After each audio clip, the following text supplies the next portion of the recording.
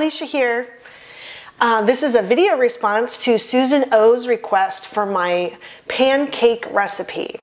First, you're going to start with a large bowl, and you're going to add in 1 cup of milk and 1 egg.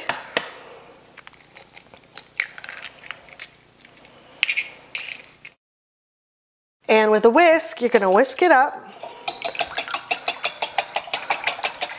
And then you're going to add in 1.5 tablespoons of vegetable oil.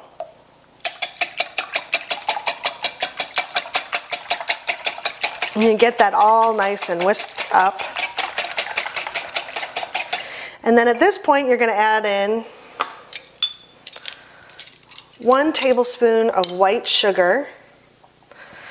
Sometimes I add just a smidge more because I like it nice and sweet.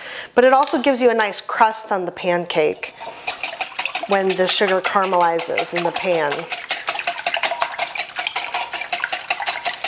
And then when that's all mixed up, you're going to put in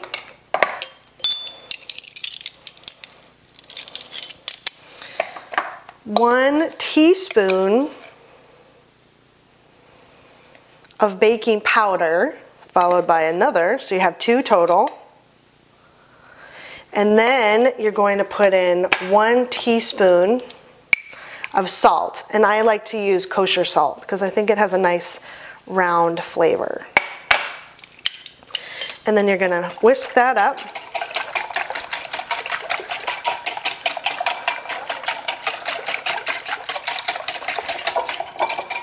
Make sure all the parts off the side of the bowl are mixed in. And then you're going to start in adding your flour. And this is a cup of flour. You can use all-purpose flour completely. I actually like to use whole wheat flour too. So I think it gives it a nice bite. So I do half whole wheat, half all-purpose, but you can certainly do all full all-purpose. And then you're just going to whisk that in. Just a little bit at a time.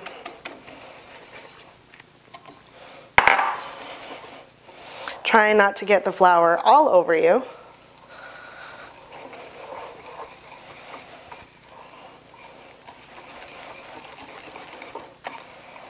And you don't want to overbeat it because it's going to make your pancakes a little bit tough. So as soon as you get everything pretty well incorporated, you want to stop.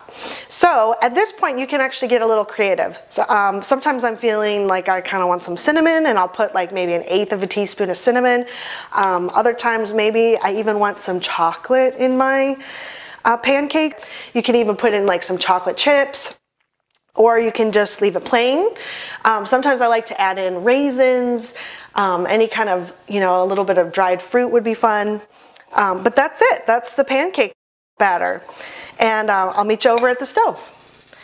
Okay, here we are over at the stove. I have one non-stick pan on medium-high heat. I've put just a little drizzle of vegetable oil. I've actually used butter before, but butter has a tendency to burn. So I like to use the vegetable oil because I think that it's a little bit more neutral. Here's our pancake batter. If it gets a little bit thick and you want to kind of thin it out just a smidge, you can add 1 tablespoon of milk and then re-whisk it. And then you'll need a ladle. And when you're doing something like this on the stovetop where you have a limited amount of room, I actually like to make small pancakes. So I like to do a few of those, and because they're just cuter. So it's about 1 ladle. But remember, they're going to really expand, so you don't want to put too much batter in the pan.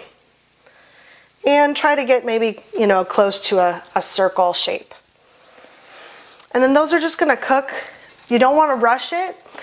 Make sure that you start to get kind of a few bubbles around the top.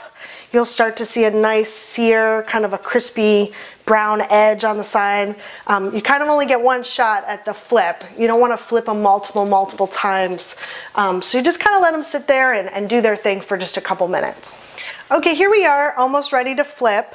If you're working on electric coils and it's a little bit of an uneven cooking surface, the heat, one little tip is just to move your handle to the other side so that you can get a nice brown surface on all of the pancakes. So what you're looking for are these little holes that pop to the top, these little air bubbles that tell you that it's time to flip. So this has been about, I don't know, 2 minutes, 2 or 3 minutes, depending on your heat and your stove. So you can kind of see maybe on the side of this one, we're starting to get a little bit of a brown edge. And then that's about when you want to flip them. So you just flip under here. And this is that's a little dark, but not bad for the first round.